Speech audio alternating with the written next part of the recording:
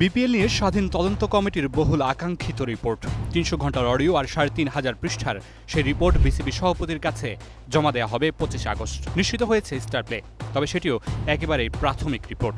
মূল রিপোর্ট জমা দেওয়া হবে তারও পরে। তবে এর আগেই ঘটেছে ভিন্ন ঘটনা। সূত্র মারফত স্টার প্লে নিশ্চিত হয়েছে ঢাকার একটি হোটেলে স্বাধীন তদন্ত কমিটির প্রাথমিক রিপোর্ট শেয়ার করা হয়েছে অ্যান্টি করাপশন ইউনিটের নতুন কনসালটেন্ট অ্যালেক্স মার্শালের সাথে। হয়েছে বিশদ আলোচনা, যেখানে মার্শালের ভবিষ্যৎ কাজ সহজ করার জন্য করণীয় নিয়ে বার্তা দিয়েছে স্বাধীন তদন্ত কমিটি। রিপোর্ট সাজাতে পরামর্শ নেওয়া হয়েছে অ্যালেক্স মার্শালেরও। তবে সেই মিটিংয়ে আমন্ত্রণ পায়নি বর্তমান অ্যান্টি করাপশন ইউনিট আকুর। তবে সেসব ছাড়িয়ে সবচেয়ে আলোচিত বিষয় বিসিবির বর্তমান অ্যান্টি করাপশন ইউনিট আকুর বিরুদ্ধে উঠেছে অভিযোগ, যা এর আগেই জানিয়েছে স্টার প্লে। এবার আকুকে নিয়ে অসন্তুষ্টির কথা জানালেন বিসিবি পরিচালক ইফতেখার মিঠুও। ক্রিকেট বোর্ডের ডিরেক্টর এবং প্রেসিডেন্ট যে কারেন্ট আছে, আমরাও বুঝেছিলাম যে এটা উইকনেস আছে।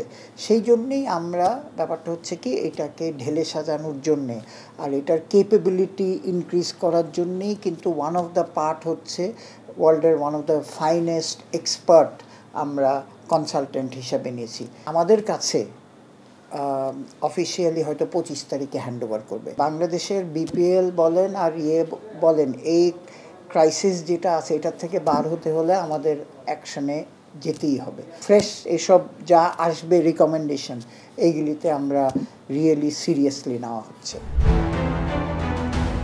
আগে থেকেই আকুকে নিয়ে অসন্তুষ্টিতে থাকা বাংলাদেশ ক্রিকেট বোর্ড এই ডিপার্টমেন্টকে ঢেলে সাজাতে কনসালটেন্ট হিসেবে নিয়োগ দিয়েছে অ্যালেক্স মার্শালকে। তবে ভিন্ন সূত্র বলছে ভিন্ন কথা।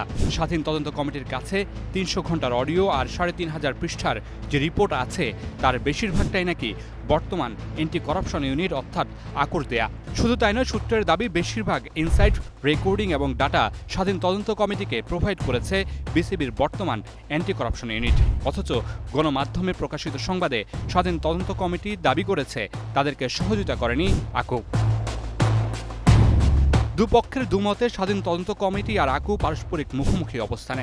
সেই জটিলতা কাটানো এখন বড় চ্যালেঞ্জ বিসিবির সামনে।